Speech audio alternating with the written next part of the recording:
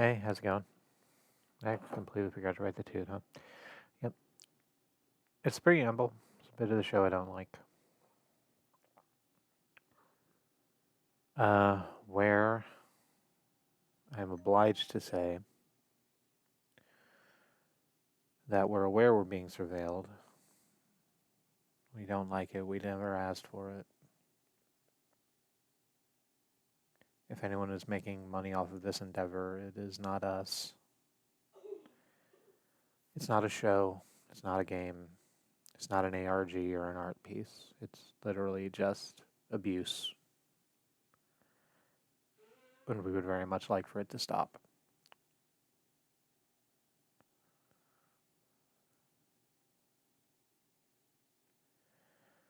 I forgot to do the fucking things yesterday. We can be reached at joinSolace@gmail.com, on the Fediverse at eternalseptember at thick.horse. On Discord at Joyous Amalgamation, or on Twitch and YouTube if you're seeing this video on one of those places, I guess.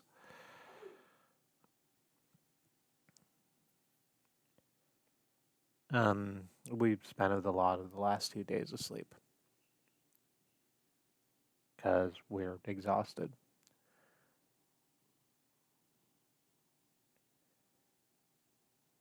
We're tired of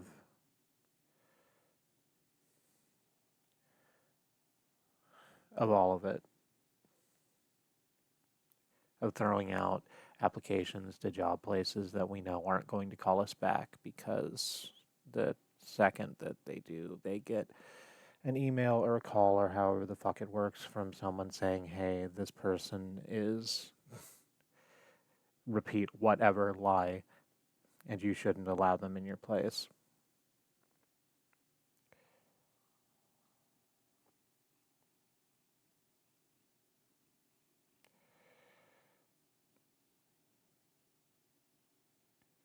We're tired of every trip out being an opportunity for dickheads to take a swipe at us.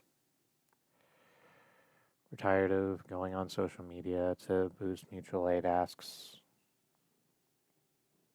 and have our timeline be not entirely, but certainly shot through with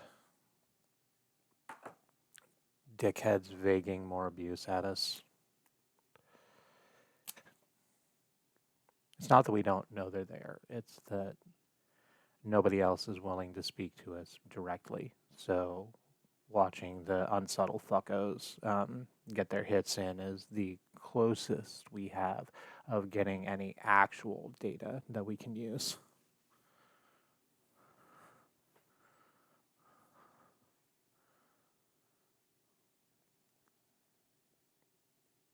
So we sleep a lot.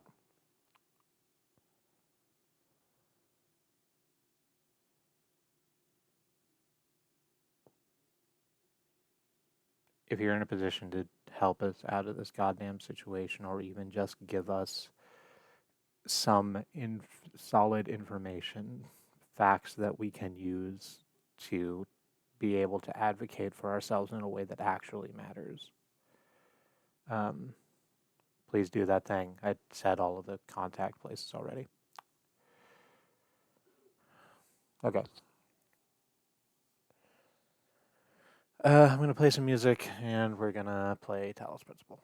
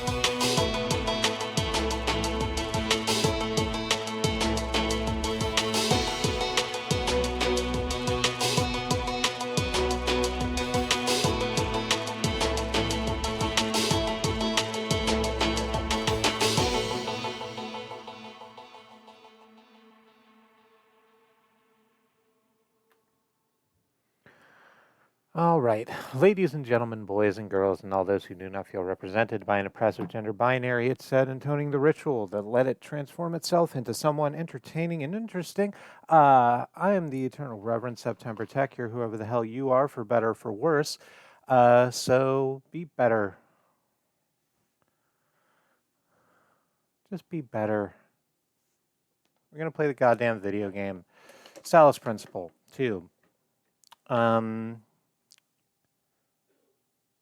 Let's do the content warnings. The Talos Principle 2 is a game about robots in a society.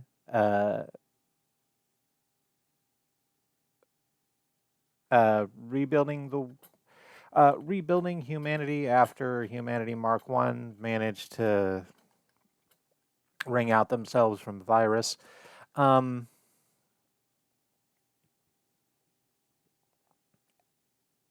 And in that space, it plays around with the idea of what it is to be a society and what it means to be an individual in a society.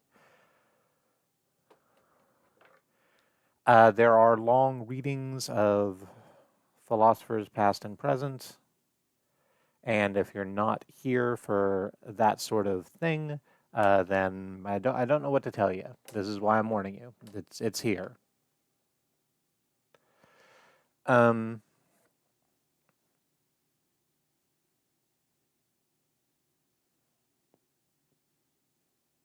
there are also flashing lights. As we enter dreamscapes, there will be a sort of flickering and flashing as the environment loads up. I'll be able to warn for those when we are about to encounter them. There is eye contact. All majority of the conversations in this game are, well, I guess not. There's a lot of stuff that's done like over intercoms, but there's a bunch of one-to-one conversations too, where the other characters are looking directly into the camera with their very human-like faces, and if that sort of eye contact bothers you, please be aware that that is a thing. I'm warning for motion sickness because the frame rate is not fantastic, and that choppiness can sometimes trigger motion sickness in people sensitive to it. So please be cautious if that is something you have a sensitivity to. That's everything I need to say about the game, I guess, for myself. I am a strange person who occasionally makes weird sex jokes or speaks frankly about my trauma, and if that's not your vibe, that's okay. If you find that's something you're comfortable being around, I'm glad to have you here.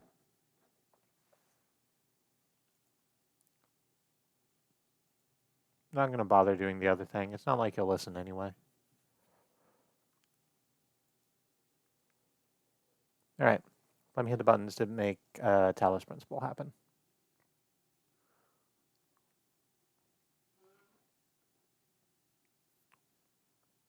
There we go. It's a loading.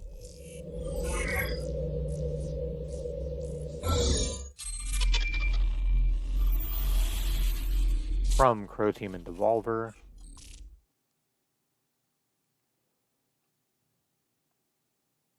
Devolver, a publisher who continues to make really interesting choices. We just played the demo for a game they published called shit. What is it?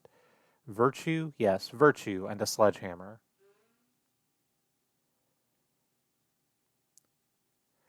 Which is really interesting.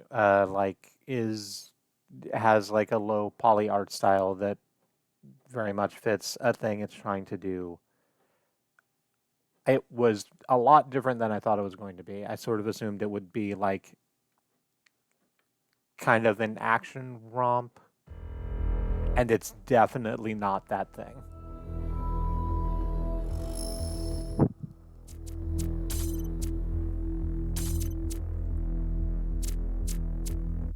But that's a different game for a different time. Right now, let's do Talos Principle.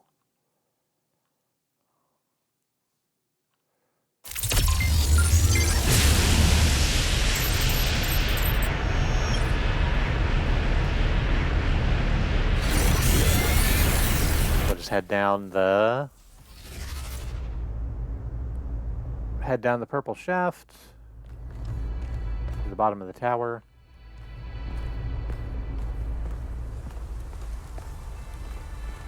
It's not the first time I've gone down a purple shaft.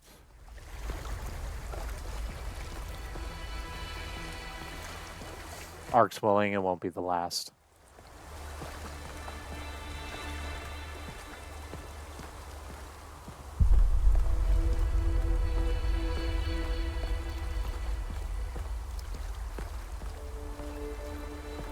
So, where are we narratively? Byron is still missing, having got himself locked in the data stream after our last trip to the megastructure. That's concerned a lot of people back in New Jerusalem, but there's not a lot we can do about it besides continuing through, solving enough puzzles to open the megastructure again, and hopefully find him inside.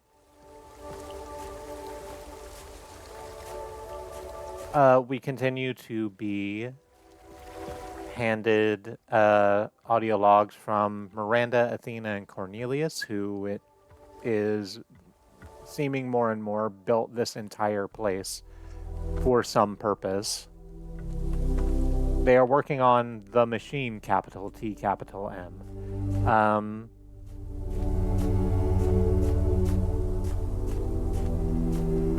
Unsure what that's going to do.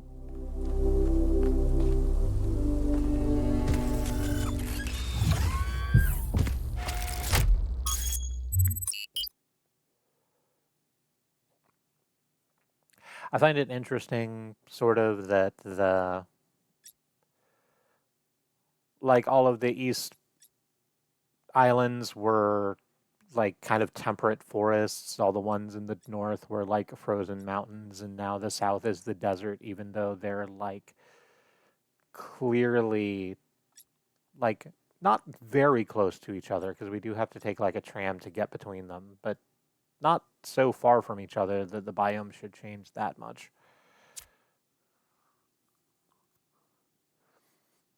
Let's look at Verdant Canyon, South 2. A canyon-like formation in the dry, rocky southern region of the island. Its completely enclosed shape suggests that it is artificial rather than glacial in origin.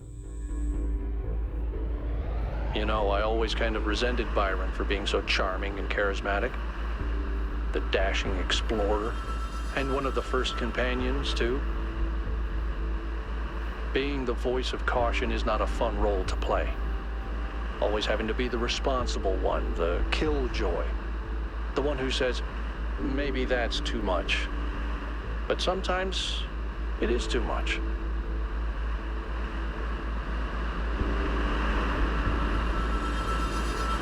It's not your fault, Al.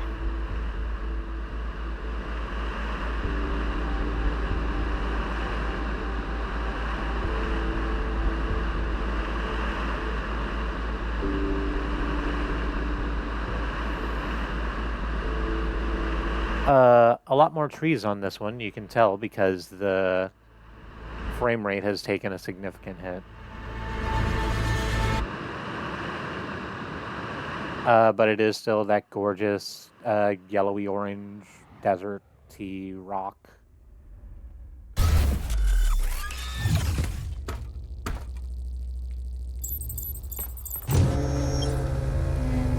In this area, we have an especially weird problem. Something in one of the labs is going completely bananas, and I can't shut it down because I'm not, well, you. Come find me when you're ready. Okay. You gonna put a... What is it with the language libraries and bananas? You gonna put a blip on my, Yeah, there we go. Well, then let's walk over there first.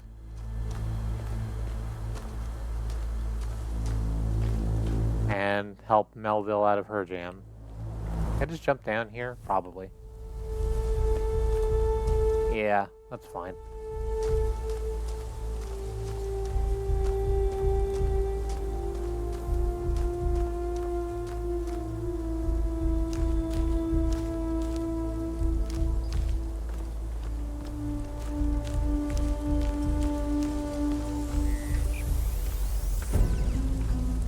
Just gonna tromp my way right through the forest.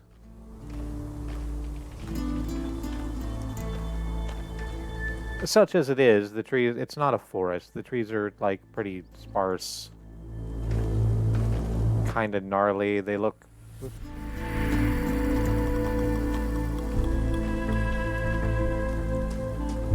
a little more scrub like than the like temperate forest we came in the first place.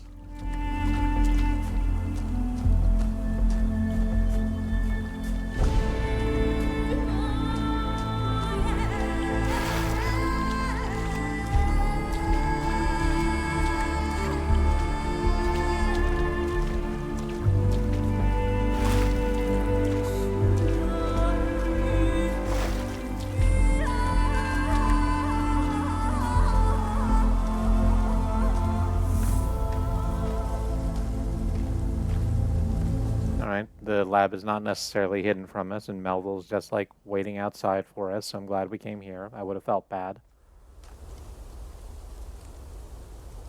There you are. Yep. Good. I came as soon as I heard. What's happening? Inside this lab, there's a machine. As usual, I have no idea what it is. Some sort of generator, if I had to guess.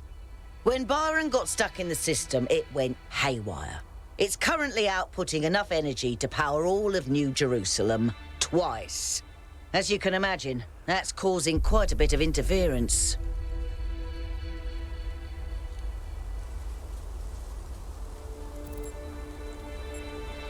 So am I connecting to another data stream? I hope not. I think you should just be able to switch it off. All right. I'll go check. So let's dive in here through the grungy, concretey area.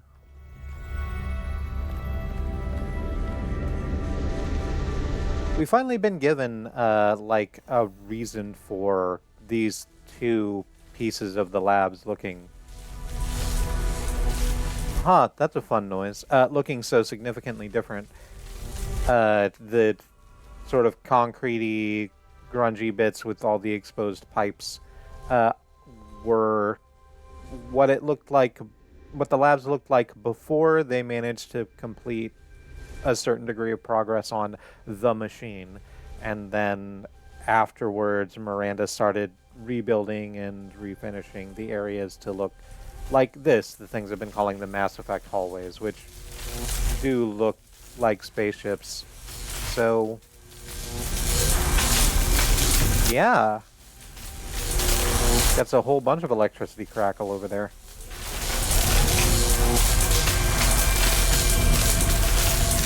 Getting close to it is causing our vision to darken.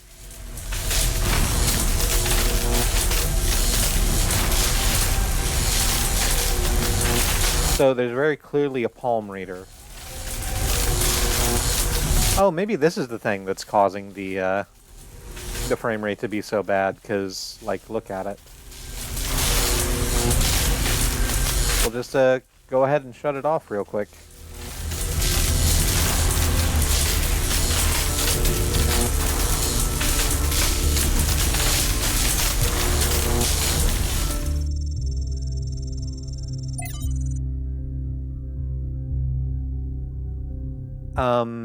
Error 108, error 42, error cannot access energy flow manager, and then a chunk of hex code. I'm just going to look at all the error ones real quick. Error 42 cannot load profile settings a number of times, and then also interspersed with hex code. Error 23 cannot initiate automatic shutdown.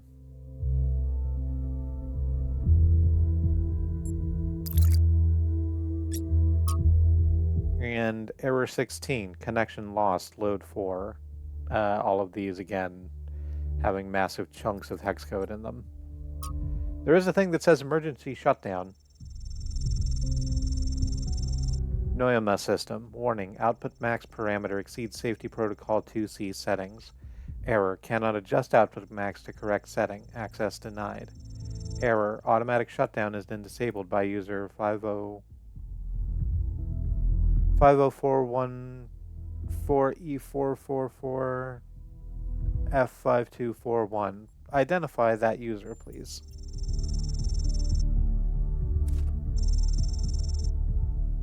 Error, unknown user.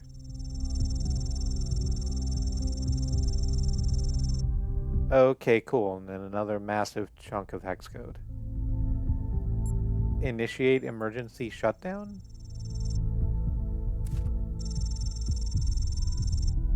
Initiating emergency shutdown.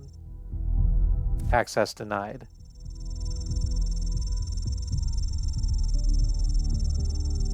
And then another chunk of hex code. Unknown script ATHN detected. Load. Yes, sure, why not? Anything would be better. Anthropology, a text adventure. Anthropogeny, rather. Anthropogeny. Anthropogeny, not anthropology. What does that word mean? I'm just going to look it up on my phone. I'm not going to go to the let's just fucking look it up.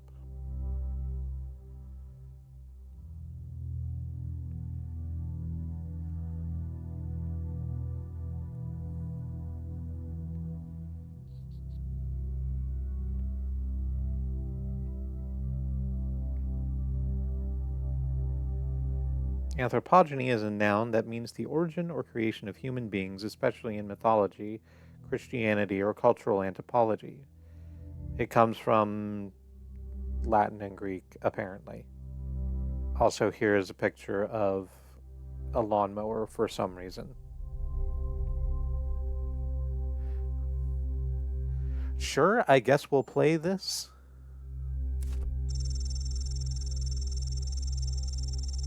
You wake up in an impossible place, knowing nothing. Look around to go back to sleep or scream. Look around.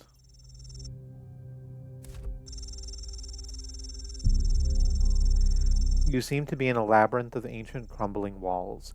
Beneath you is an altar of some kind, as if you were a sacrifice. The sky above you is a perfect cobalt blue, and you are startled by its beauty. Examine the altar, examine yourself, reach for the sky. Let's make sure we are okay first.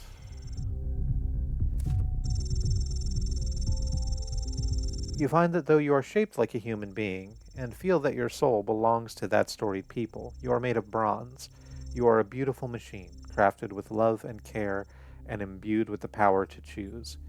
You have gained knowledge, the self. A cold wind blows through the ruins, and you know without knowing how that it is wind from the kingdom of Artemis. It is the wind that brings with it whispers of mountains glimpsed across the stormy sea, and deep forests wreathed in fog, and the long-forgotten cities of your ancestors. Explore the labyrinth.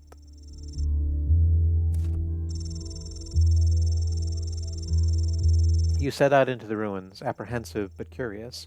There is a strange kind of beauty here, the beauty of decay. You must be careful not to imbibe too much of it. Suddenly, an echoing voice speaks to you. Emergency shutdown settings. Access denied, it intones. Error 1C155358.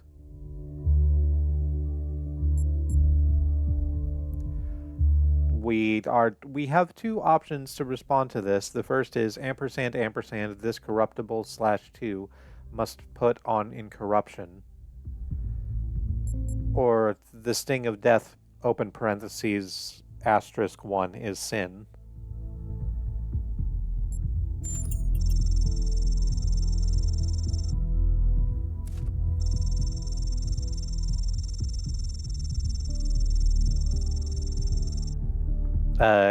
It outputs another massive chunk of hex code towards them. Leaving the lost children of Hephaestus behind you, you step out onto a vast plain under a setting sun. Night is falling now, and you can see the lights of distant fires on the slopes of Olympus, but you are not ready to ascend. Only once you have found all three sigils will the path to the divine flame be open. A path leads to the south to the buried city. Another leads north to the Garden of Hesperides. Journey to the buried city.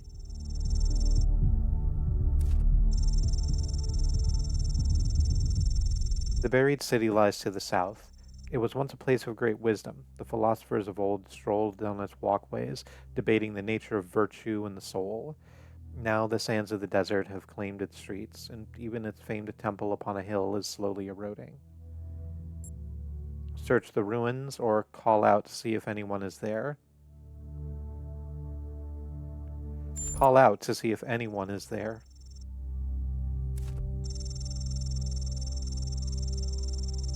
A copper fox comes scurrying from the ruins. Its eyes are rubies, and a flame seems to flicker deep within them. "How may I help you?" the fox says, its voice ancient and wild. Ask for a sigil, ask to learn more about the buried city, ask about emergency shutdown.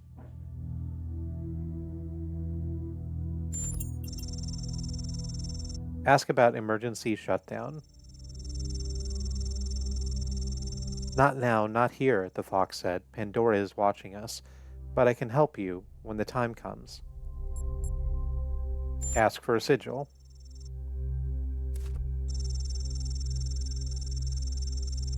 The fox smiles, its alabaster teeth sharp and gleaming. You are supposed to earn the sigils.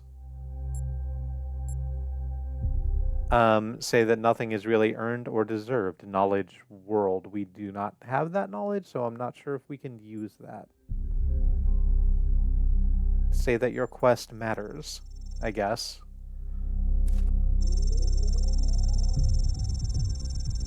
It does, the fox says, but only because you choose to believe so. There is great power in that belief. You have gained a sigil. Journey to the Garden of the Hesperides.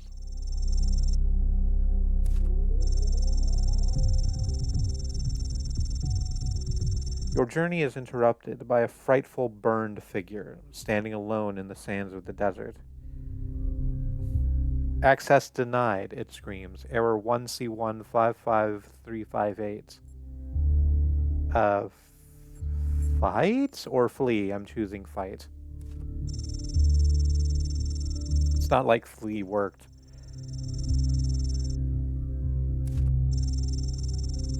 Warning, output max parameter exceeds safety protocol 2C settings. Cannot adjust output max to correct setting. Access denied. A number of octothorpes, an ampersand, and a closed parenthesis. Hey, we finally got to the closed parenthesis. The nymphs leads you to a place where the crowns of the brass trees seem to grow together, forming a kind of chamber strangely reminiscent of a chapel. In the middle of this chamber grows a small tree made of bright blue steel, and upon this tree grows a single golden apple. Let's continue to ask about emergency shutdown.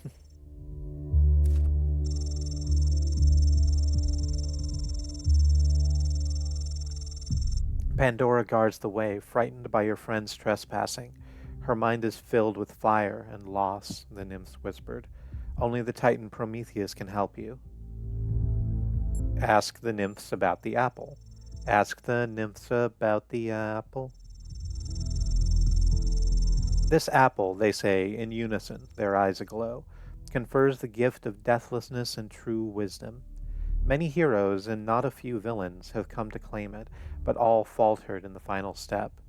For you must know that deathlessness reveals the mortality of the world, and true wisdom its unending folly. Who would take this burden upon themselves?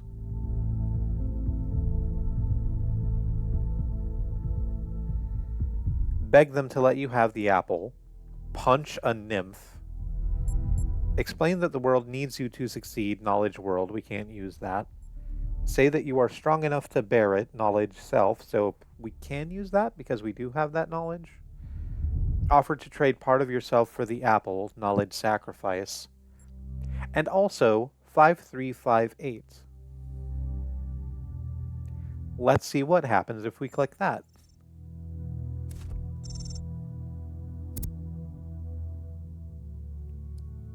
Noema system just returns 5358 right back to me. Okay. Say that you are strong enough to bear it, using knowledge of self.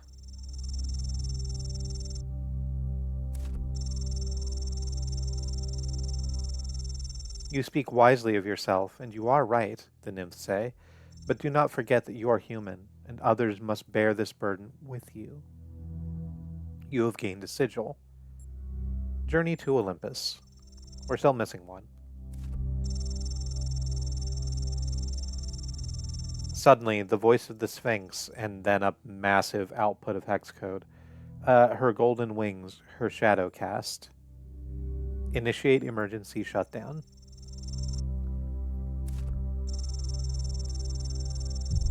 No, you must not do this, Pandora commands you. I have stopped you for a reason. If you complete your quest and ascend Olympus, then everything will burn. We have 2 answers out of 6 that just say error. Ask the fox for help. Point out that Pandora is destabilizing the whole system. Throw the sigils at Pandora. Did I say ask the fox for help previously? I think I did. Or retry. Ask the fox for help.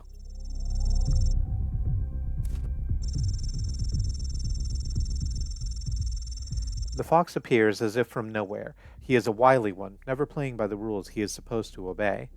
Follow me, he whispers.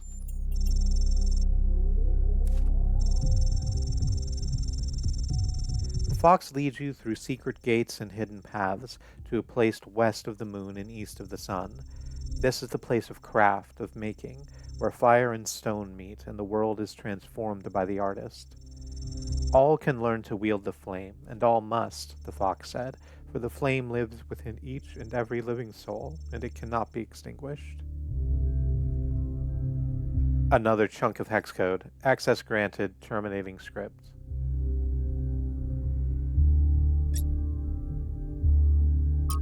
Can we try to emergency shutdown again? We can, and it is done.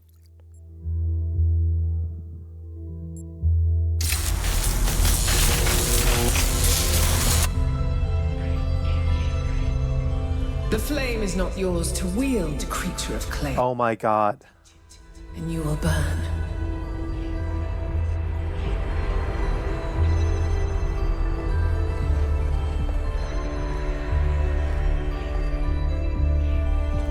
Okay.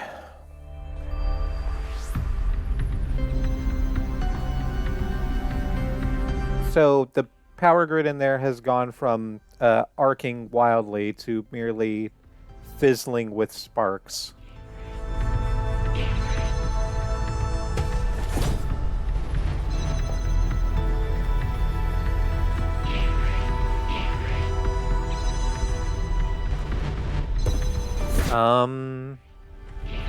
That's interesting. So we have another table set up. This is usually let us know what kind of new technology we're going to be shown in the puzzle rooms.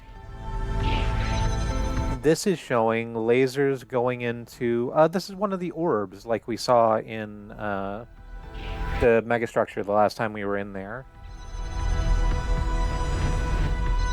And apparently when you fire lasers at them, they open up some sort of field which can shut off gates. We'll, I guess, see a little bit better what that looks like when we see them in actual...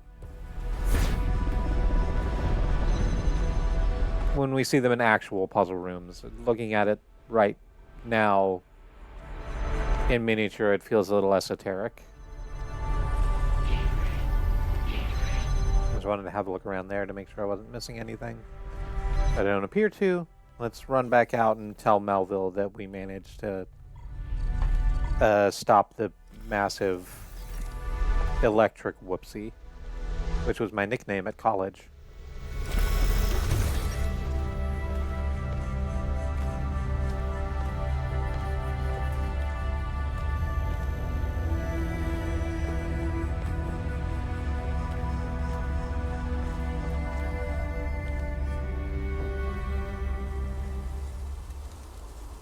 You know, dealing with this hyper-advanced technology is quite challenging enough without the place also being bloody haunted. I agree with you.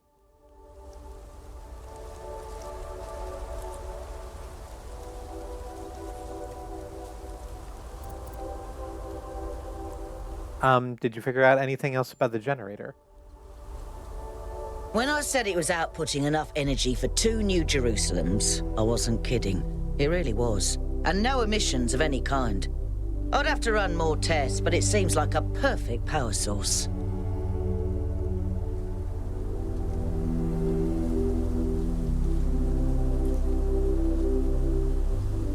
Hey, there goes that fox. It's doing a yawn and running by without moving its legs. That's very promising. And then imagine what the megastructure can do. And what we could do with that kind of energy. I wonder if anyone in New Jerusalem really understands.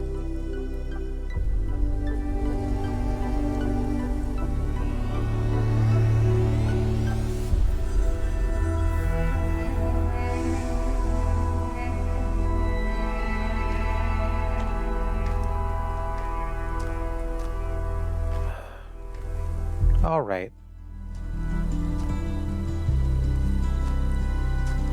Well, that was a fun little activity to get us started. But now I need to run all the way back across the map to get us over to puzzle number 1.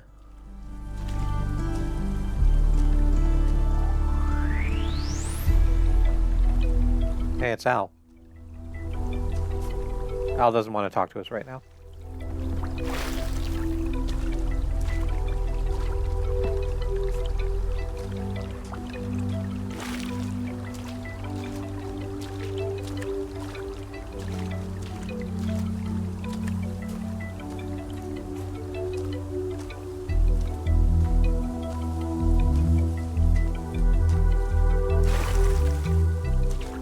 So we ran into another one of the Golden Gates last time.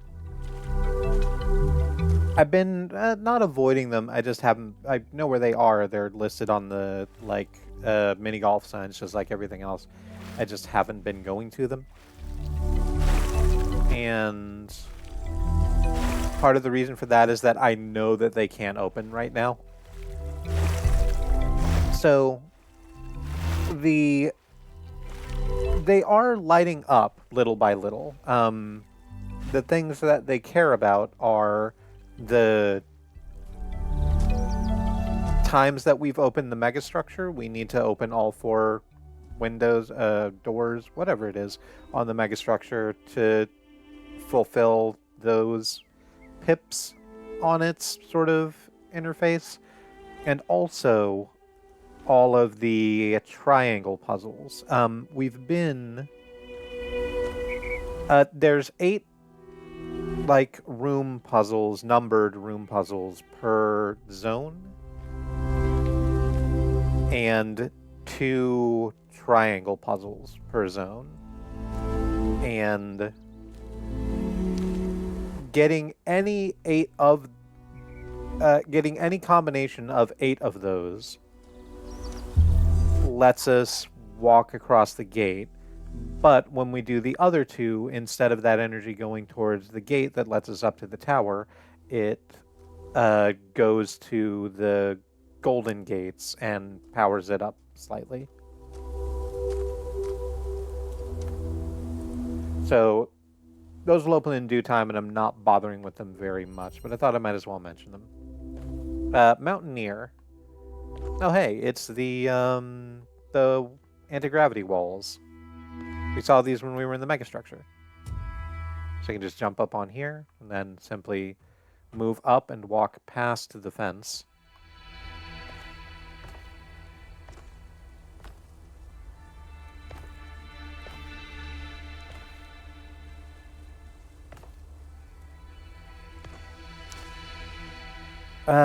The frame rate's really bad on this one, and I'm sorry about it.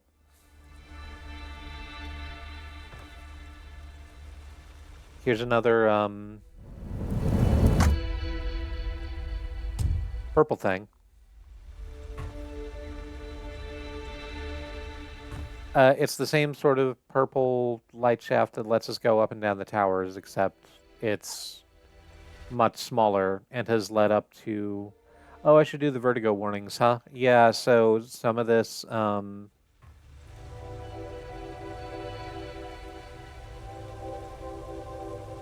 Some of this is going to be like this.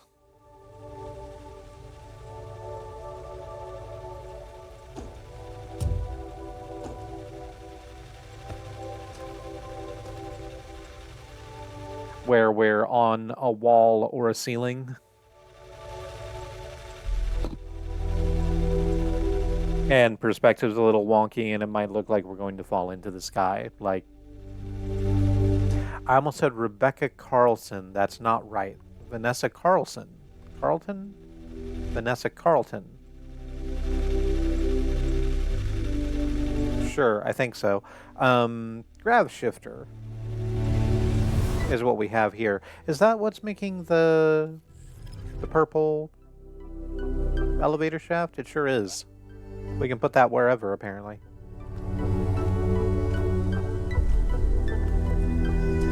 But before we do that, let's just sit it down for a moment. and try and figure out what we actually need to do puzzle-wise.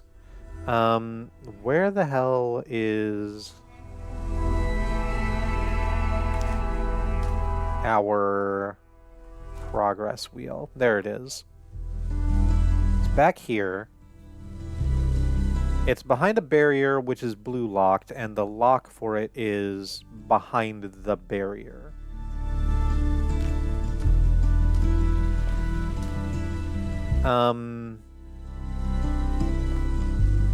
There's a connector up there, like on a ledge, which presumably is high enough to reach into there, and probably high enough to reach the emitter that we can see over there too. But we have to be able to get over to it in order to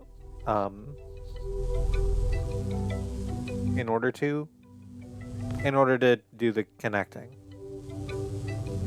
There's a anti-gravity wall right there, which will get us part of the way.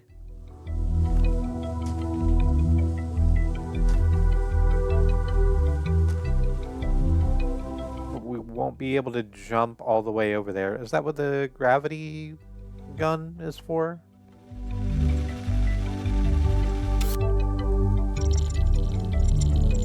Create gravity beam. We apparently can create it on a wall.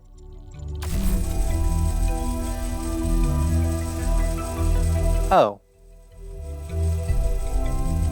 And the connector also gets some sort of caught in the gravity well. It's apparently not just us. So now that connector is just sort of stuck to the anti-grav wall.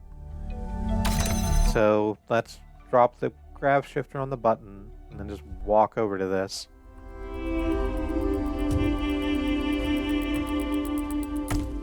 Alright, there's the connector. And then from here, can we, and we probably can, hit the emitter and the receiver, and then just sort of just leave it here on the wall? Like, let's take it as high up as possible to give it the best shot it's got. But yeah, that's the sound of the thing.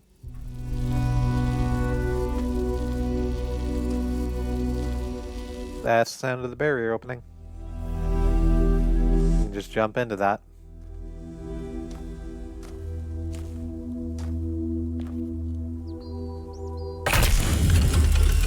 Wheel progressed.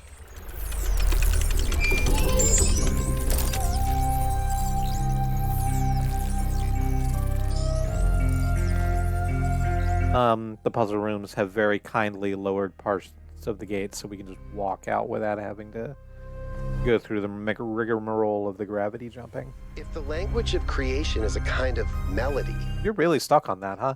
that's why we respond to music the way we do. Because we recognize something that can't be expressed in any other way.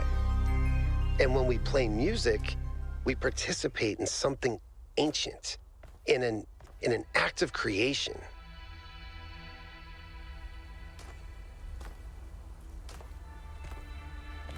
I don't disagree with you.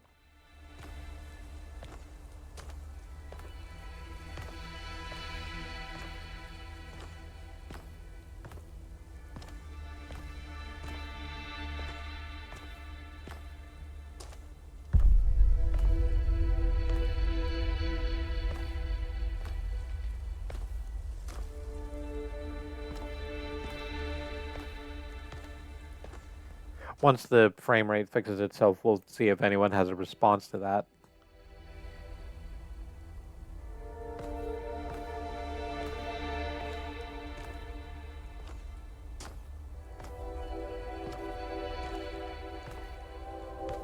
Apparently not.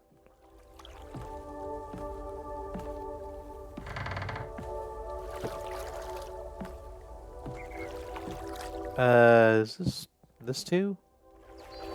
Yes, it is. Okay. Scrungle on over this way.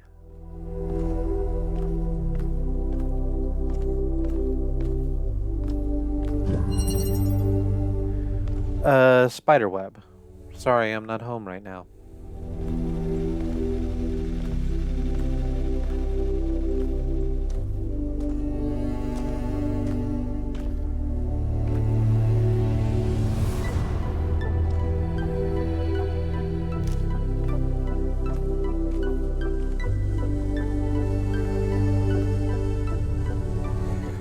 Alright, there's our progress wheel. It's blue locked.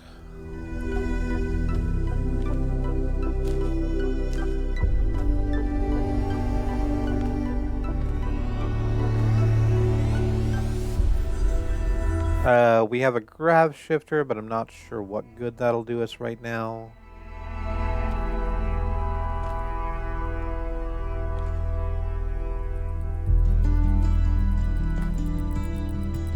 It's really unconscionable, the frame rate. It's actually worse for me than it is for you.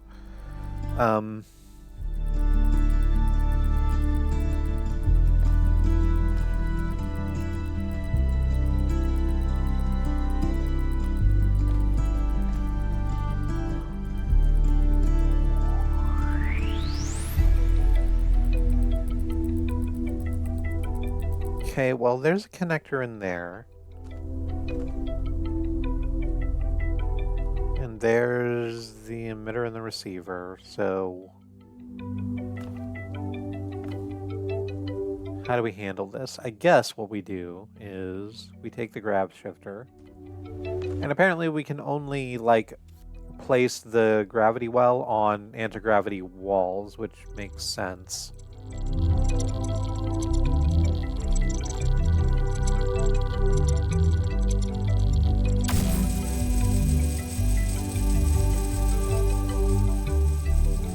No, hang on.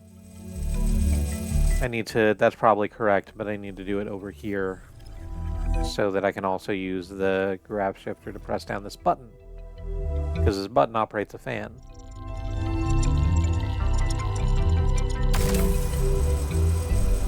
And the fan's going to lift me up to the extent that I can actually interact with the gravity well and get over to here. That's great.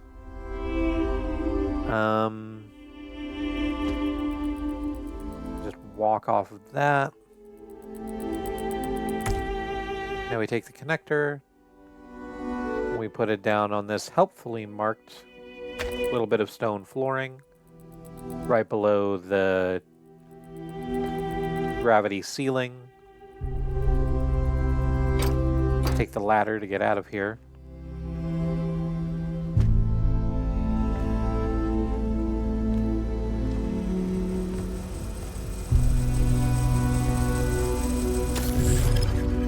Now we take the grav shifter and put it on the gravity ceiling. It'll lift the connector up so that it's up there.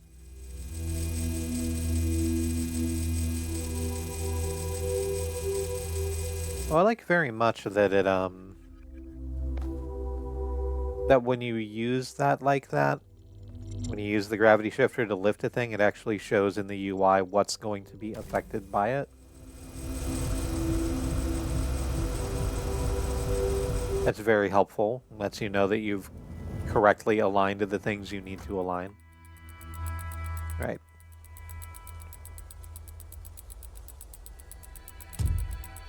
Now we jump onto the ceiling, which again is terrifying a little bit.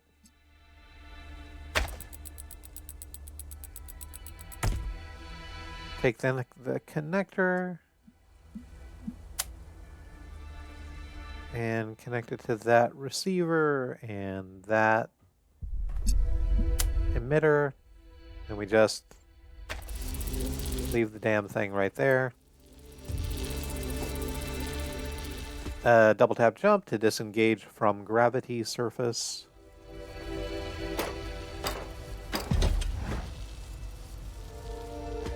Climb the ladder to get back over to there, where the barrier will be open and we can progress our wheel. It does not feel like I've been doing this for an hour.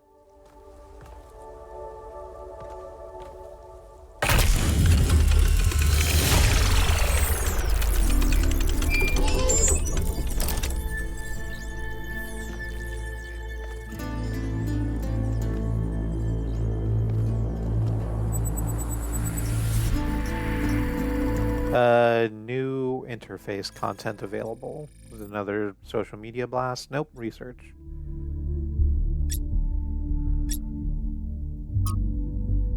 Athena's technology Um, sorry, Athena's technology can alter and reverse gravity from Melville. It's a picture of the puzzle room we were just in. We've seen multiple cases of anti-gravity on the island. The potential industrial application of this technology is staggering. So many of the challenges we face when trying to build involve gravity, moving things, lifting things, keeping things steady. One could say that a significant part of human history has just been a long struggle with gravity. With anti-gravity, all of these processes would become simpler and safer. A victory for humankind, as Byron would undoubtedly say.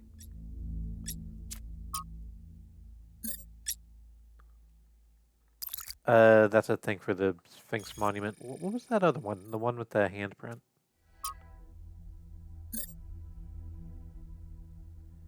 Oh, these are the...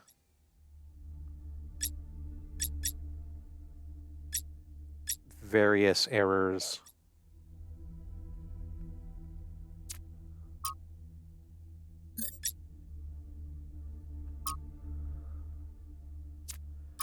And there is a social media gone out. A matter of taste.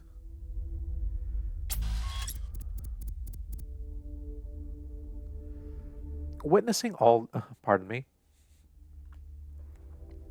I need to scooch a little bit closer because I need to be able to correctly identify these people speaking.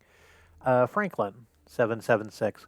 Witnessing all this incredible technology discovered by the expedition has given me an idea for something we could do if we had the resources and the energy. Are you ready for this? Taste buds. Seriously, how have we gone for so long without something our ancestors considered so essential? Don't you want to know what pizza tastes like? What it's like to eat chocolate? To have an apple? What the deal is with fizzy drinks? I mean, come on. Pellegrino. Sounds fun. Arena. The sheer range of new experiences, it's almost overwhelming just to imagine it. Please, please let this happen. Ovis. Why change ourselves when we are what we are meant to be? Zagara. You know we're all upgraded, right? This isn't our original design in the first place. Thekla. And what's next? We start killing animals again just for the pleasure of tasting them? We cover the earth in fields like our ancestors did, subjugate the natural world for our own greed?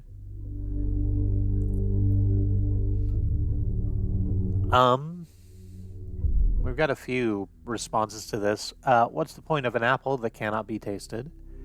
Enriching our conscious experience makes the universe more aware of its own splendor. Improving human life is what matters. We should do it. It seems like a waste of effort. I want to know what frogs taste like. No, frogs are people too. We've talked about this. Thekla is right. This will lead us down a bad path.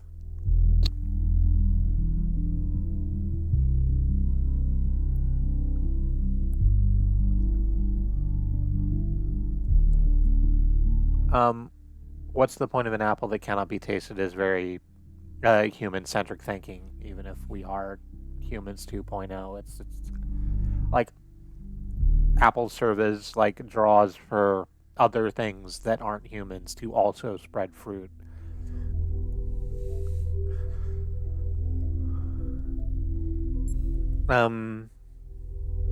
Enriching our conscious experience makes the universe more aware of its own splendor, I think.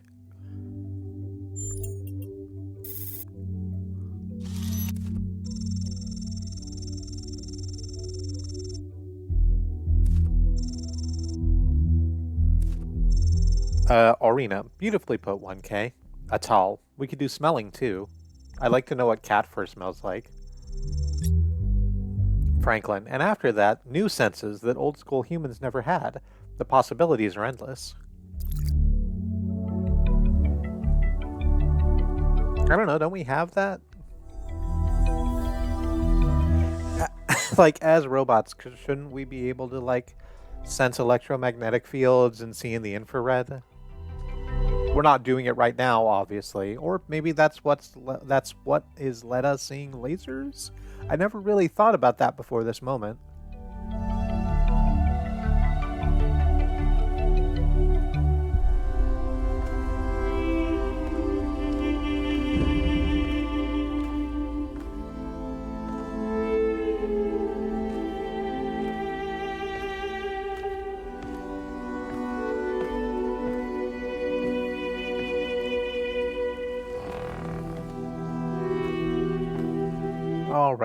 on to number 3.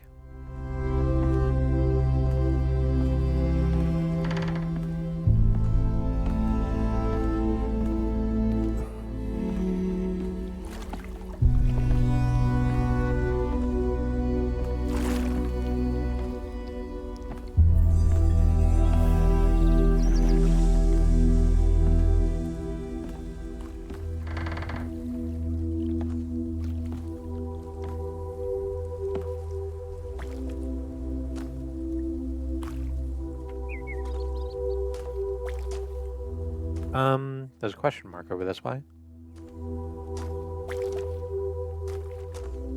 It looks like it's close enough that I can just, like, walk over there, so I'm gonna.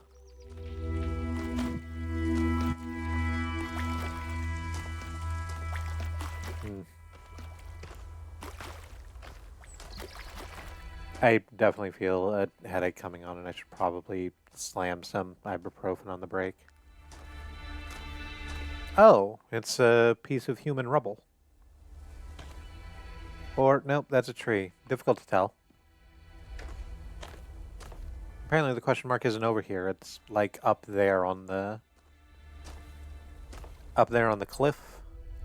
So I guess we'll come back around to it when we can be up on the cliffs.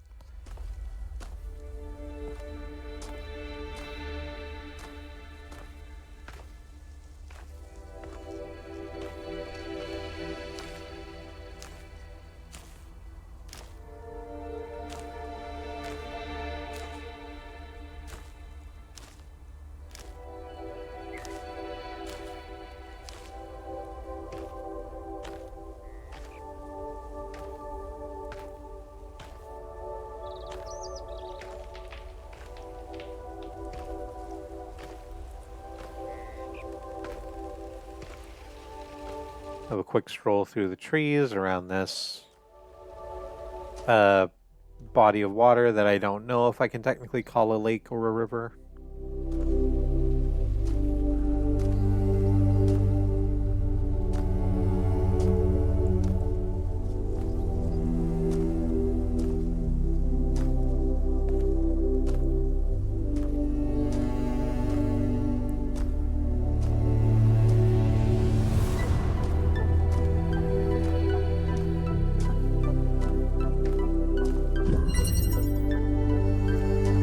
Upward migration.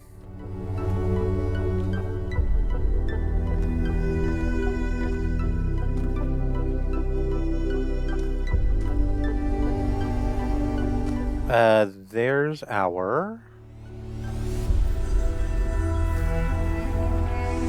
progress wheel.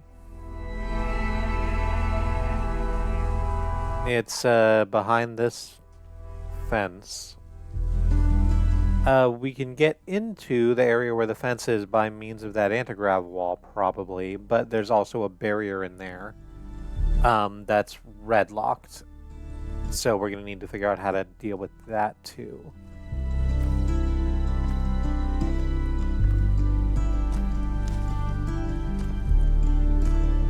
Where is Yawn? Where is our red emitter? It's over here.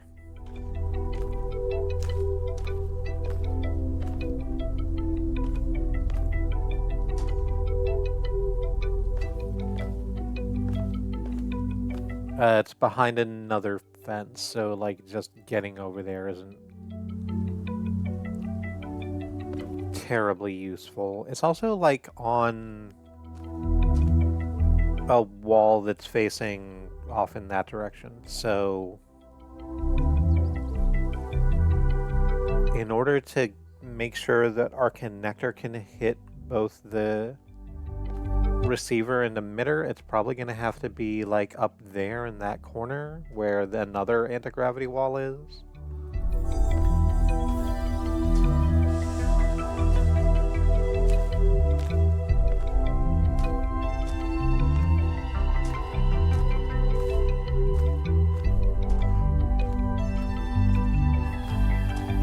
And we need to figure out where is the gravity tunneler. Nope, that's another connector.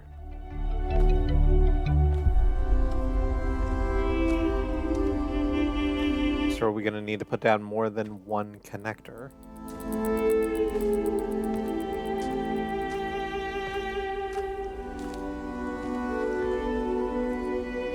Okay, we can get back here relatively easy. Here's the grab shifter.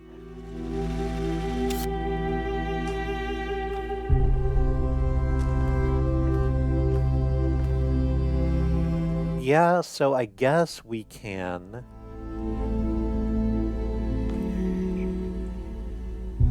put one of those connectors like up there. And then put another one up in the corner over there nearer to the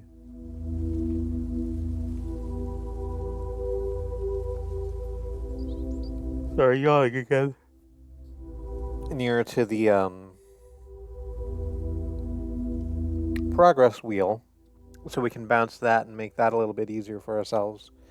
And then all we need to do is figure out how to get in there. So that's completely doable. We just need to take the connector, whatever the hell I did with that. There it is. Actually, first I guess what we need to do is put a gravity beam there.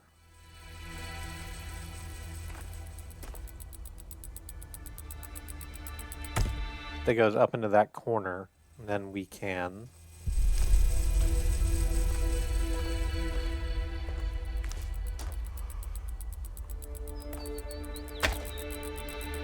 put the connector down in it and let it get sucked up onto the ceiling.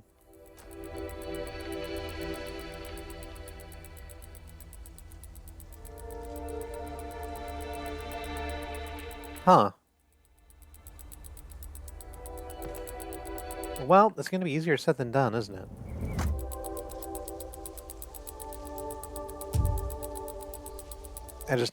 It's okay. I just need to remember that I have to make sure to connect the connectors first before I like send them out here. Is that the receiver? Yeah, it is. So the emitter is going to be on this side, and actually, yes, I cannot see it from there. So, well, I can if I come out just a little bit.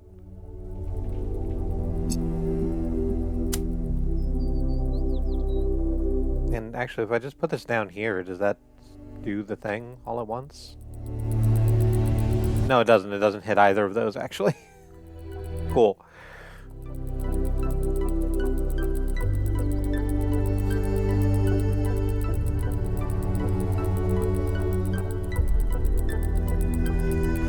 But the connections are connected, and that's the important thing.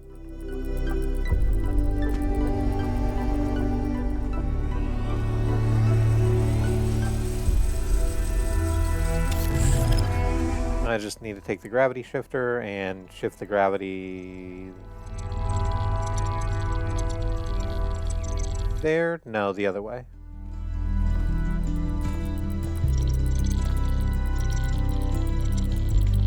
There we go, and that's going to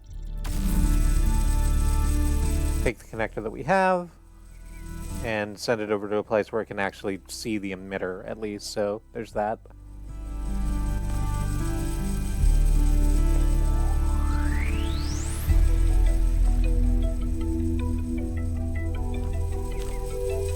Now we just need to take this connector and do the same thing on that side.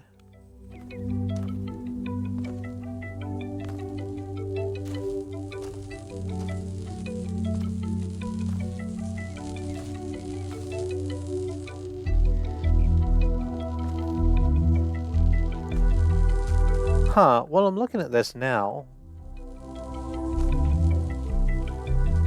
And what I'm thinking is, how do we get over there? Because we can't move the gravity shifter once we're, like, on the ceiling. And we need to move it at least twice so we can, like, make our way over to that side? Like, it's easy to get the connector over there. It's a lot less easy to get us over there. And that's like its whole own problem.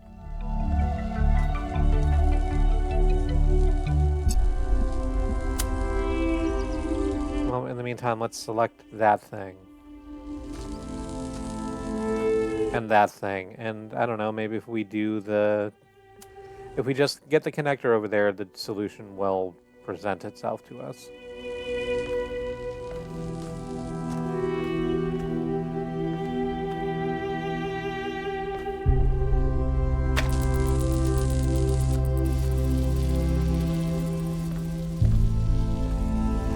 Now what the hell did I do with the gravity shifter? It's over here.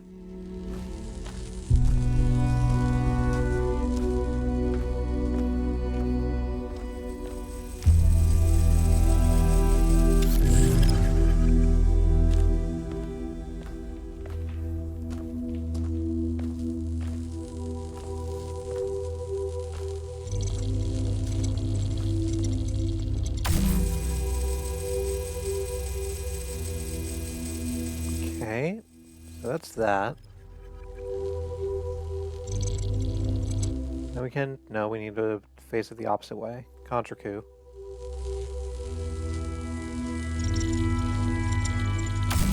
On the rebound.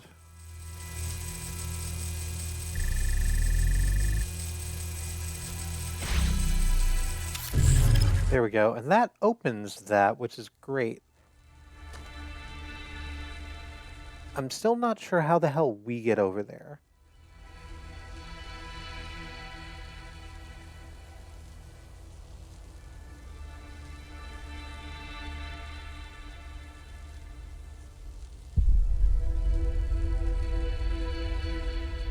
Like, it would be easy to get us onto the ceiling over here. But then we'd need to, like, go sideways as well to where we just put down the...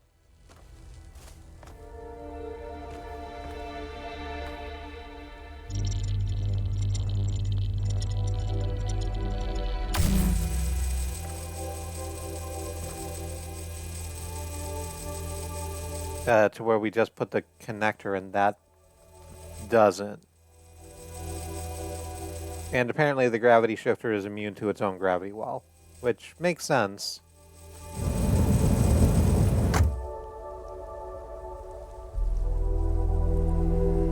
Can I, if I jump onto this wall, can I reach the gravity shifter where it is down there?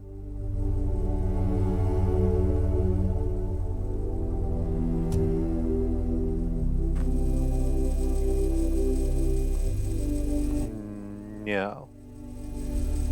I can't. I can jump off, but that doesn't help. Ugh.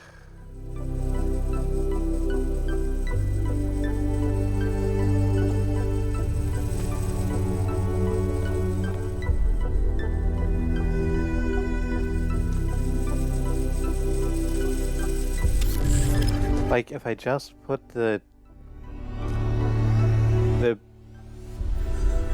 sideways gravity well over there, that won't help because I can't get high enough to get into it to travel.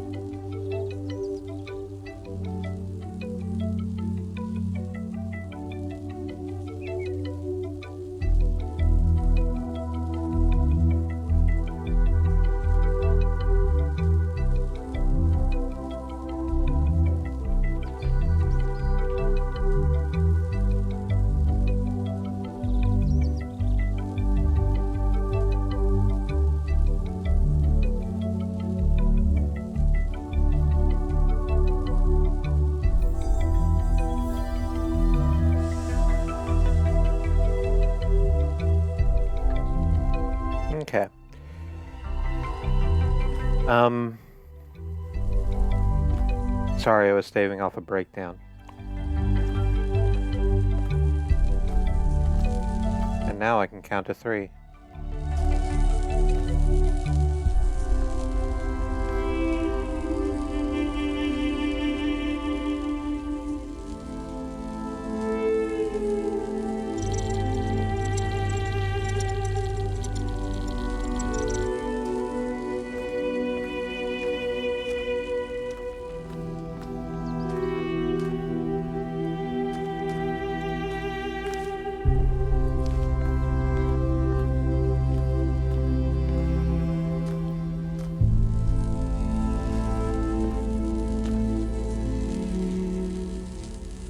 Like, this is puzzle 3. This should be relatively easy. So there's just like... as usual, there's something that I'm not seeing that I'm sure is so fucking obvious from outside, but I don't have outside eyes.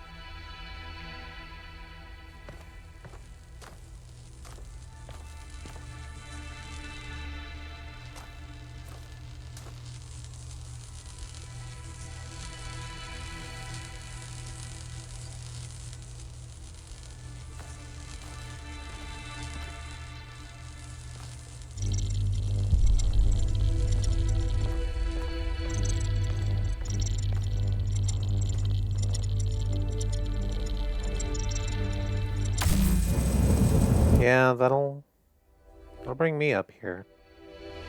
And that's great and everything.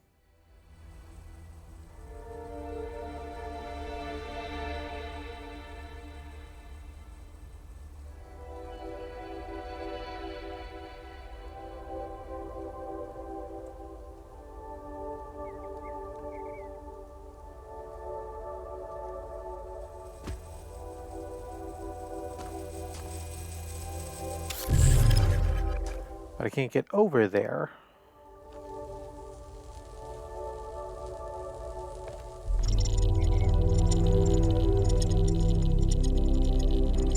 Create a gravity stream that'll bring the connector back over here, but that doesn't actually, like, help in any way.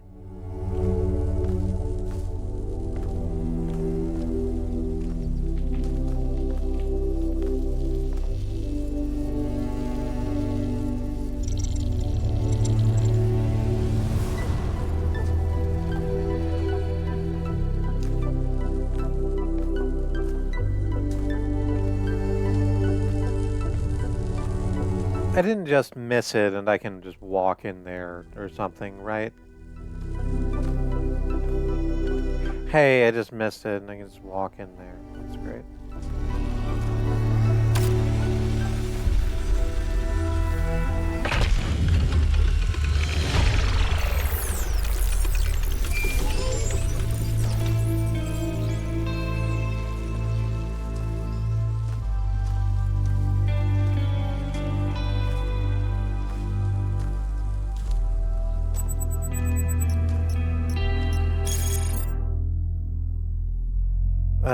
Battery issues? Don't I fucking know it.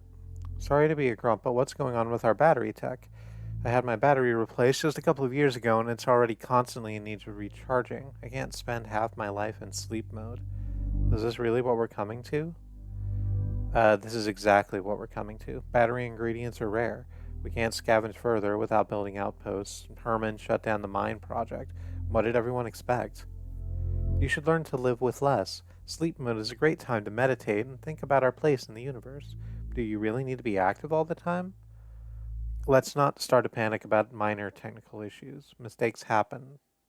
Please talk to Pellegrino or Neith about getting a replacement, which I'm sure will work a lot better.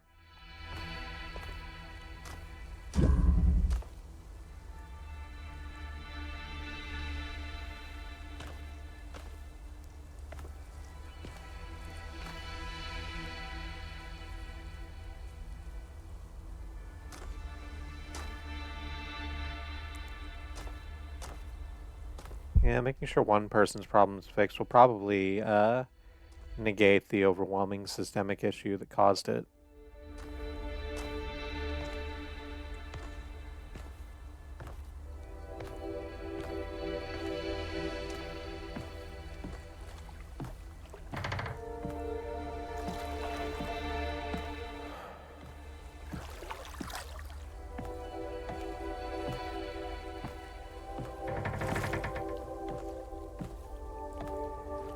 There's another Pandora statue over there.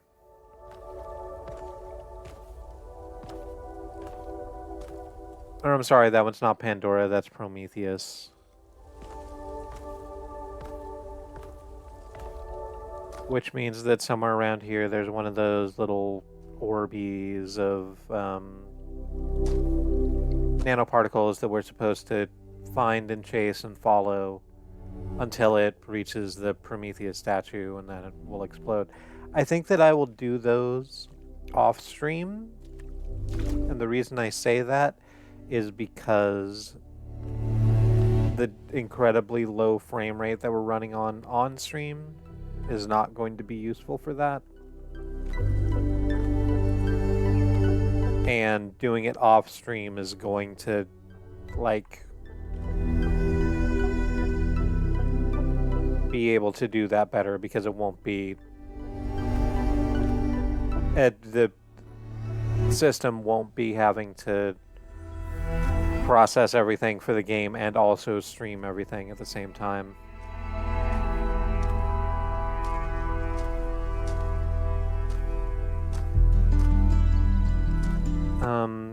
Looking around for question marks to make sure we haven't missed anything of importance. Oh, this one's pretty close. Is it up on this little hill?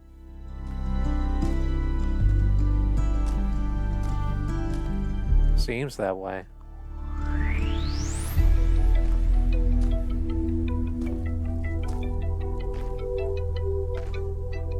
Is it one of the triangle puzzles? Oh no, that's the Prometheus. The Prometheus monument, obviously. We just saw it. I just lost track of where it was.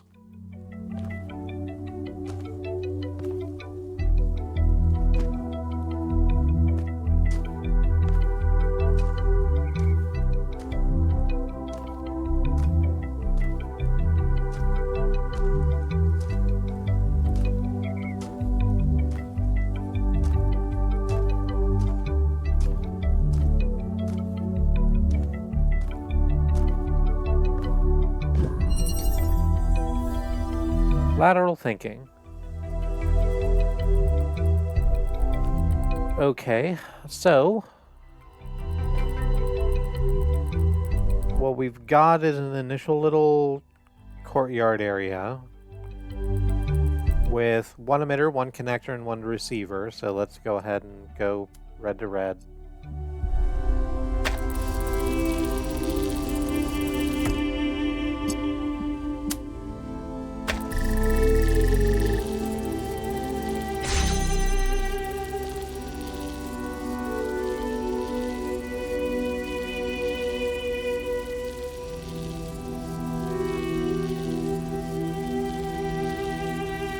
And in front of us is a massive anti-gravity wall with a couple of barriers inside of it and a box at the far end.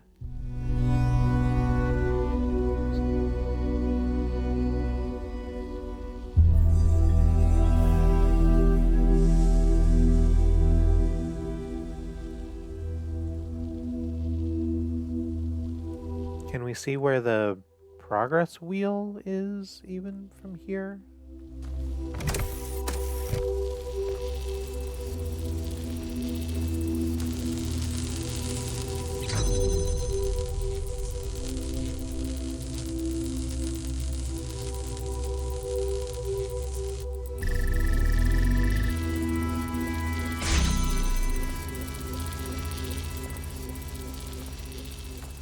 I am not seeing it. Perhaps it'll be more obvious if I climb up into there. So let's climb up into there.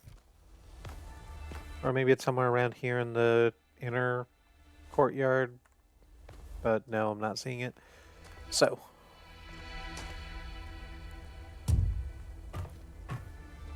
We'll just hop in onto the sidewall.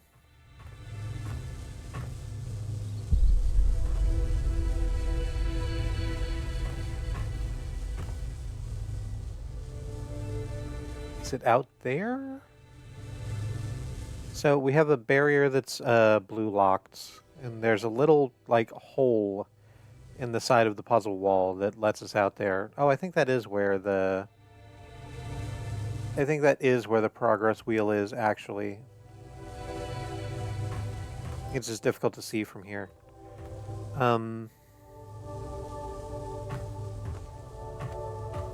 Over here we have a red locked barrier. There's the blue emitter that we'll need to be able to open that up.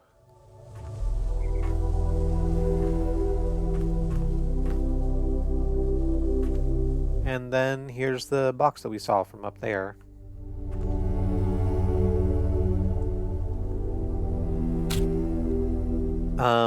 There's a membrane that's not going to let us take the box out the way we came in, but fortunately that's fine. We can just choose to disengage from the gravity and fall down a little longer than I'm comfortable, but that'll let us take the box out of the anti-grav area entirely and place it on this box so we can pull the connector in.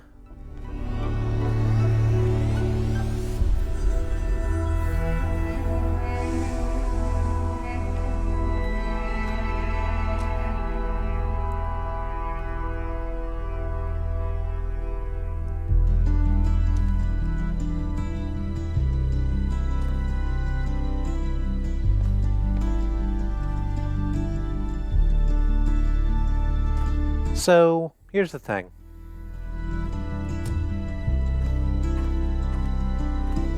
I'm looking up at this.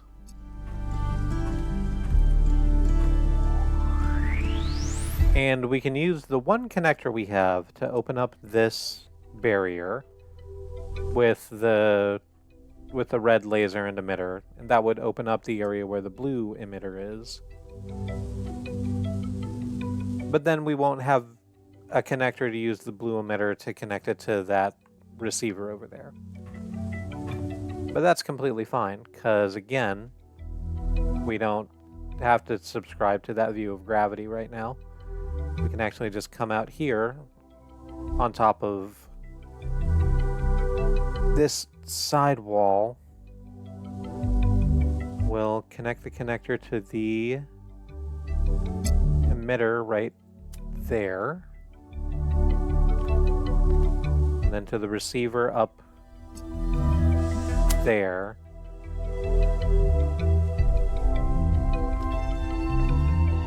And then just set it down right here. That should hit it perfectly.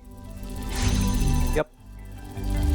Now we can jump back onto the anti-grav wall and walk our way out over to here where indeed the progress wheel is waiting for us.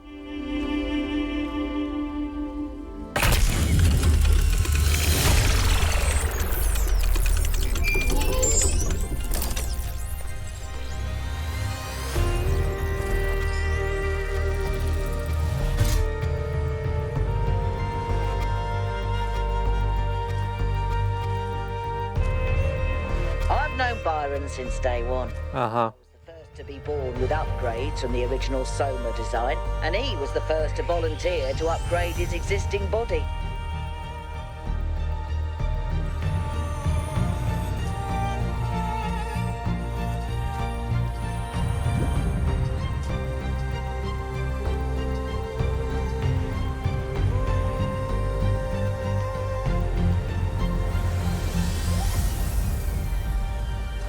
Yeah, he was a big supporter of upgrades. Deliberate evolution, he called it. He's not dead yet.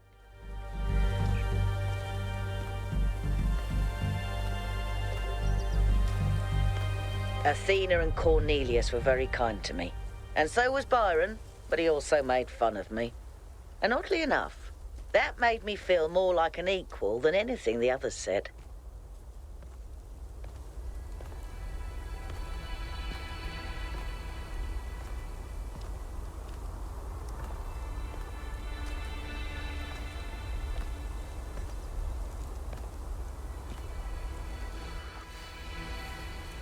Let me just stand quietly for a second, make sure y'all are done with your talking, because there's another, there's another audio log over here from Miranda.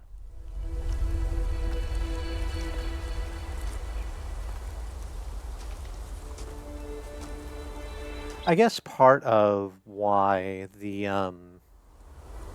pathways work so well in this game, the very deliberate markings that lead you from puzzle 1 to puzzle 2 to puzzle 3, in addition to like the thing I said a few streams ago, or it was probably like 2 weeks ago now, about it making sure that you like learn these steps of how to use these things in the correct order, or rather in the dev intended order. Correct is a different term that means a different thing. The paths also allow the developers to pace out this dialogue lasts this long, and then you hit this thing, that dialogue we just had, which lasted just long enough, if I hadn't stopped to have my thoughts, to walk over here to where the Miranda audio log is, and then we get that, and then while we listen to that, it'll carry us over to like where the next puzzle zone is, and so on and so forth.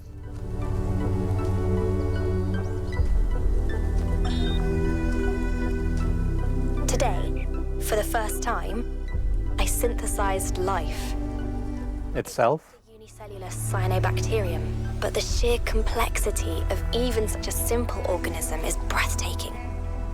Creating it from pure energy, I was filled with a sense of awe and majesty.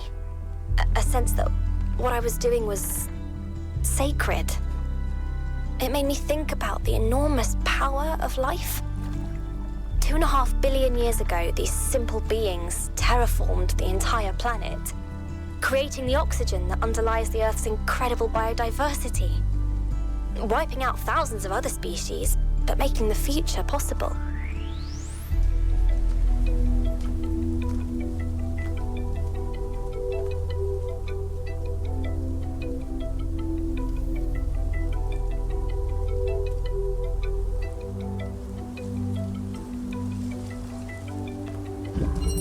Yeah, it's like exactly perfectly timed to get us over here to the next puzzle zone. Recycling, it's called.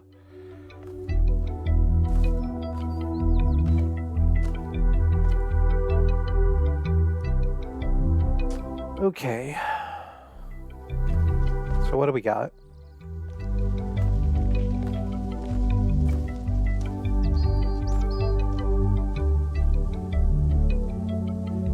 Our progress wheel is probably back there. Yeah, I can sort of see it through that barrier. The barrier is controlled by a button. There's another barrier on the other side of it. I don't know what mechanism controls that because I can't see it from here. Hang on, there's a window in.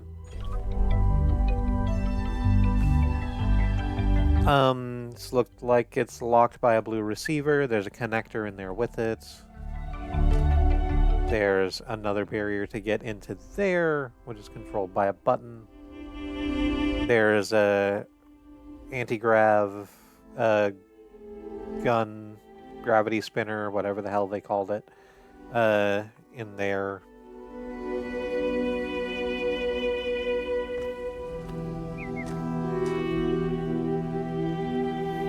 And over here, there's a anti-grav wall with a box at the top of it. So let's go ahead and climb the wall. Grab the box.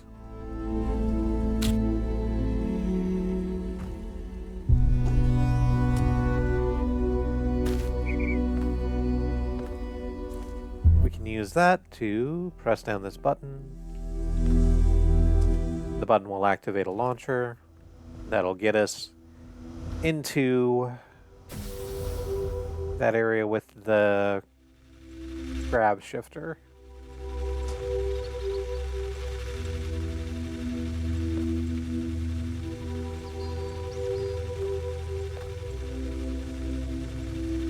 All right, this is clear how we're supposed to use it. Let's put the grab shifter down on that button. That lets us into here where we can take the connector out.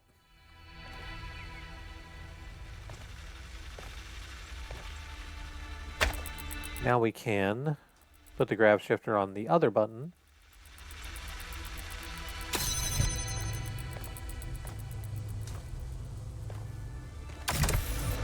Which sets off the other launcher, the one that takes us out of this little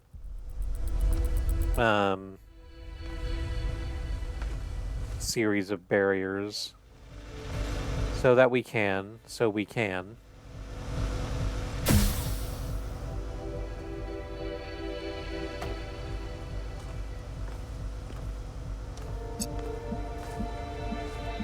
hit that emitter and that receiver. And if we take this up and put it on the ceiling, it'll be able to hit both of those things very reasonably. We'll head back down.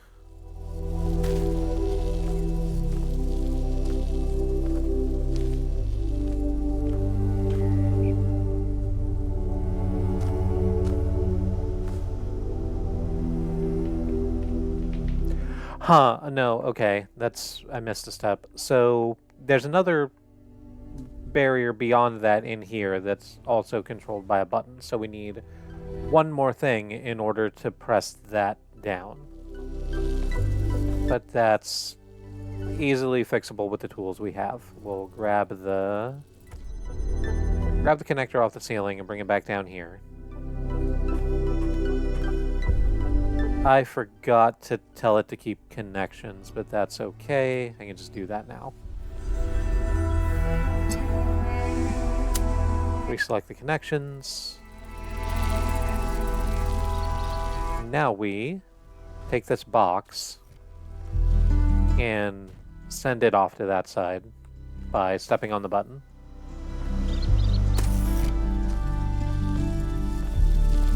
We then use the connector, make sure to right click to keep the connections.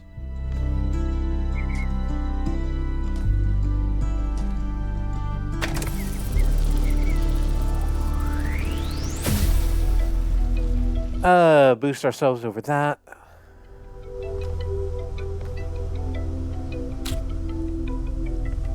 We use the hexahedron to press down that first button. Now we use the grab shifter to use the gravity wells to maneuver the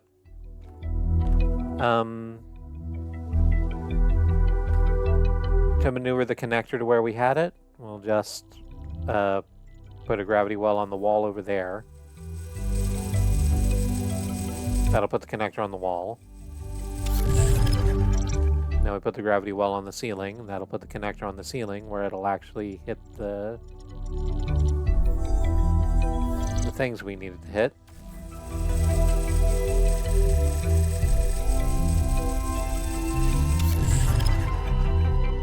Fantastic. Now we just drag this through here.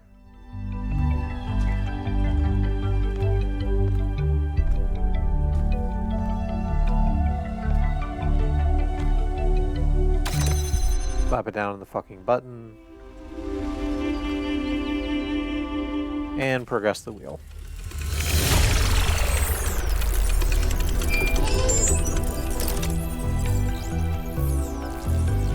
I wasn't watching the stream, but well done, 1K. Probably.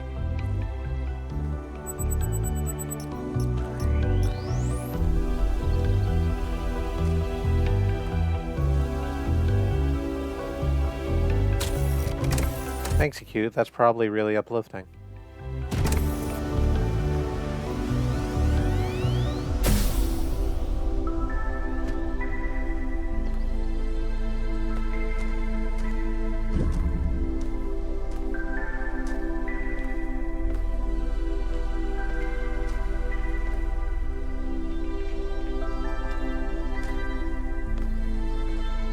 Okay. So we head off to 6. There's an outlet for a palm reader. We go ahead and get over there first.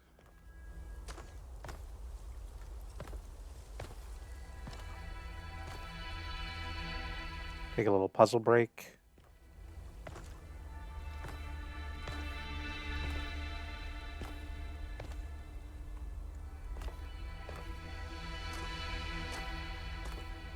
Which is to say a break from puzzles, not a break for puzzles.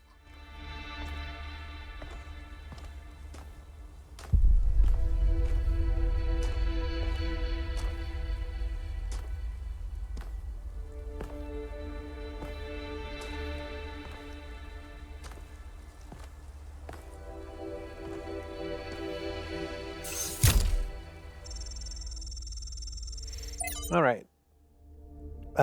How it was before. From J.J. Nakalembe's Akaba to Antarctica, Moments of Transition and Revelation. My great-grandmother lived to be 108 years old, retaining her sharpness of mind to her last day. A couple of months before she died, I interviewed her for my podcast, and at the end I asked her the same question I asked every guest. What is something you wish everyone understood? She thought about it for a while, then she said, how it was before. She tried to explain how much time she spent every single day on utterly mind-numbing activities, like hauling water from the well, and how radically everything changed when their area was finally connected to the electrical grid. Before, there was no time to live, she said. No time to be free, only work, work, work. I countered by saying that there didn't seem to be much time to live now either, but she laughed derisively. I had no idea what work really meant, she said. Young people were weak and feckless, and that's why we let corporations exploit us. There's a chunk of hex code shot through here. Slightly unnerved by her harshness, I asked if she missed anything about that time. Old photos. Our village seemed idyllic to me, but my grandmother quashed any romantic notions I might have had. The past is bad, she said with some finality. Let it be. Commentary from Miranda. So many thousands of generations of suffering. Even a single life full of tragedy seems outrageous and unacceptable to me. Athena. That's why we have to make it have meaning. Return to Monka.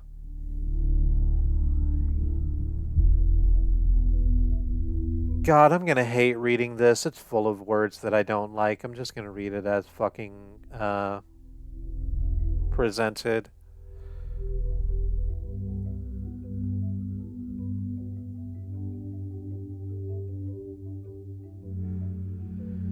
Alright, from the Book of Annotated Internet Comments by Eustathius 2.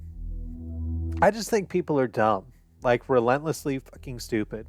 Absolute fucking morons. Human history is a damn clown show from beginning to end. The average person is just a slobbering buffoon bumbling through life like a drunk gorilla in a fucking china shop, breaking stuff left and right, throwing shit at the walls and never understanding a single fucking thing that happens.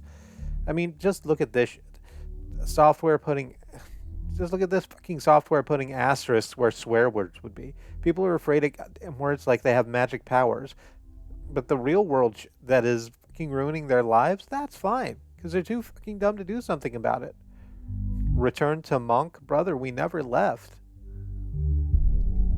A curious inversion. The return to the mythical state of Monk is usually portrayed as a material return to earlier stages of development. But here, the author instead portrays it as a mental state that has never been surmounted. Miranda, I would like to meet Uncle Eustathius one day. He sounds like someone who is always curious about everything. Failed to load profile, failed to load comments. And from Hypatia's Journals, Volume 1, The Founding of New Jerusalem. Day 421. The first new human arrived today. Calls himself Arcade, after Chernyshevsky. Spirits are still dampened by the loss of Yemo, but everyone is making an effort. I feel a little sorry for him. He's still so curious, jumping at shadows and staring up at the sky at night, just like I used to do. And here we are, a bunch of grouchy old humans that have seen it all and are weary and tired and sad. I wonder what he makes of it all. But be that as it may, we're making good progress on the new living area, although Arcade will have to use Yemo's old quarters for the next few weeks.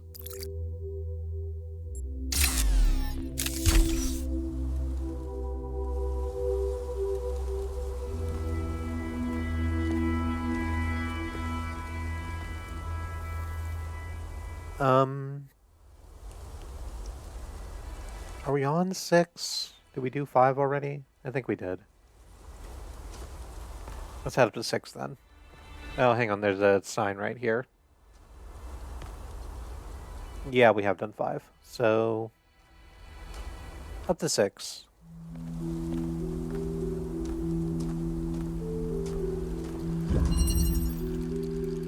Other side. A stranger thing will never change my mind. Hello, hello, less than separate Messiah. Okay, so we have a grab shifter and Mr. Driller and a copper wall.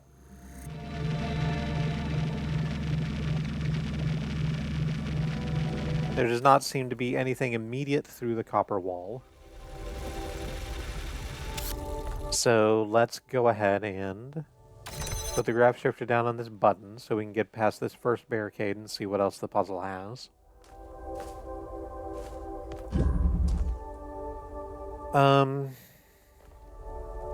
Okay.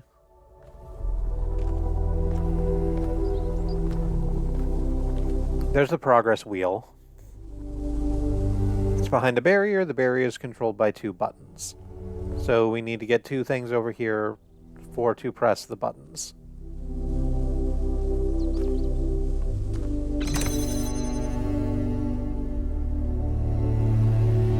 There is there's an anti-grav wall over here and a barrier in front of it.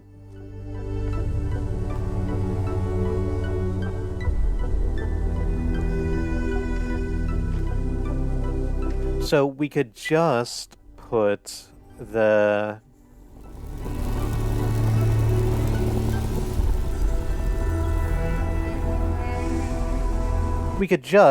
anti-grav through the hole, and then we'd have it on this side, but then we wouldn't be able to get back here to retrieve it because we need something to press the button. And we can't pull Mr. Driller through its own hole, so what do we need to do?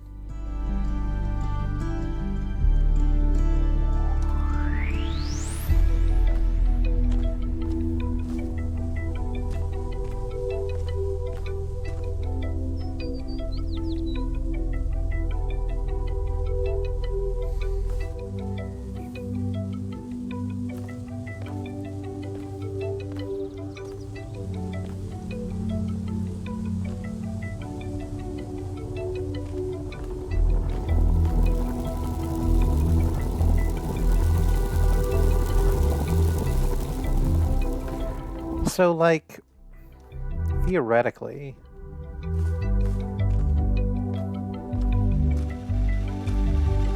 and indeed practically, what we can do is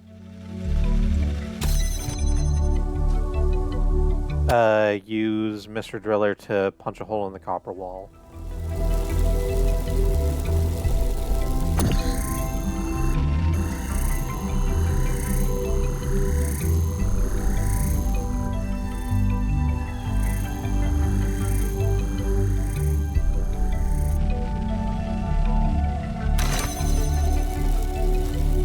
While it sits on the button, so at the very least we can take the grab shifter back here so we can play with it in the back room. But that still gives us the problem of not being able to, like,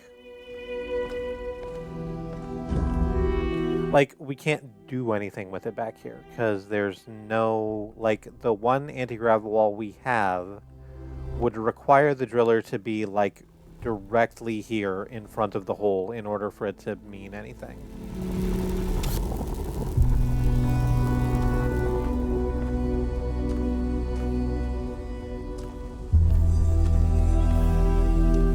Actually, can we...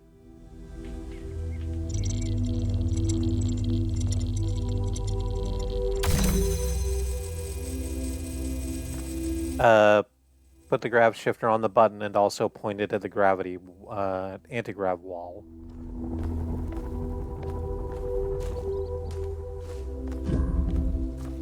And then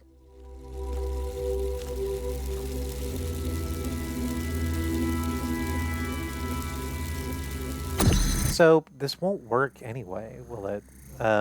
We can put the hole down here. Oh, well, that's why we try stuff. You never know until you try.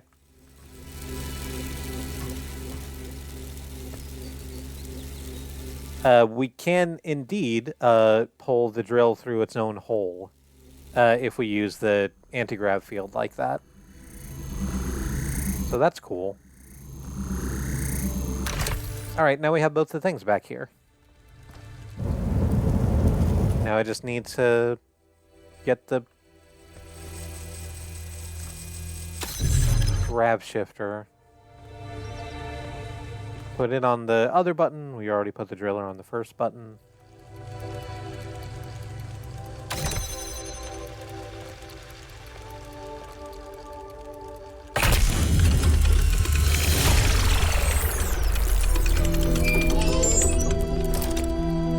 And wheel progressed.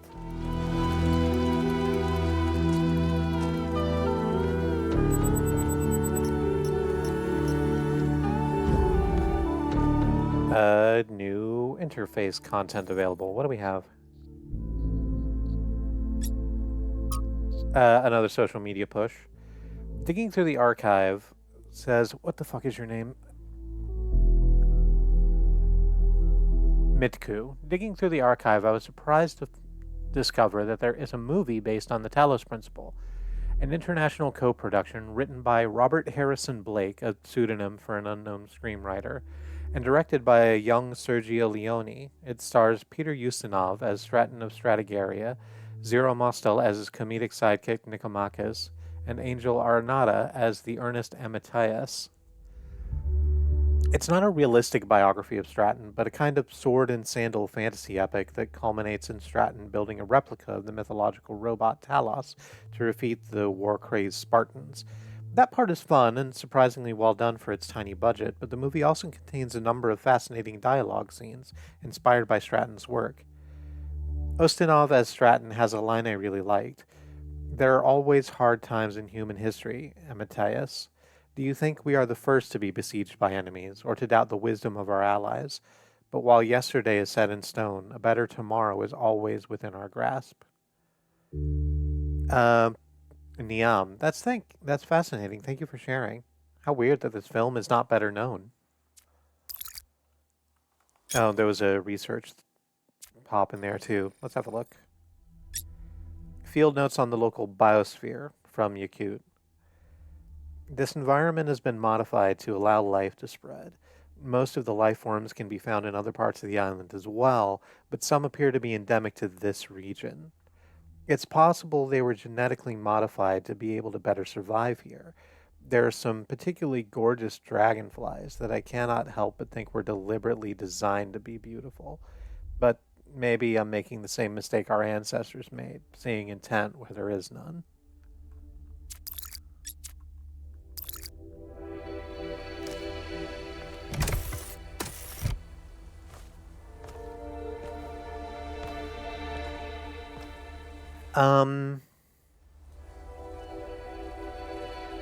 It's 7:51. It's a little earlier than usual.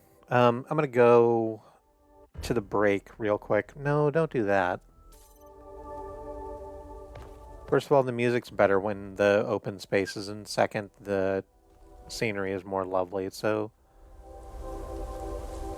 let me point at a thing.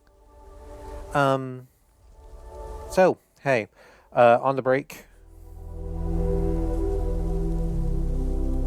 or rather, before I go to the break, I want to take the opportunity to remind you that Black Lives Matter, that Indigenous lives and lands matter, the lives of people of color matter, that Palestinian, Ukrainian, Sudanese, Congolese, Iranian lives matter. There are many ways to stand in solidarity with your fellow travelers upon this earth, and we like to push for direct mutual aid, as it helps people who are suffering right now suffer less, and people who are suffering less can stand shoulder to shoulder with us a little taller.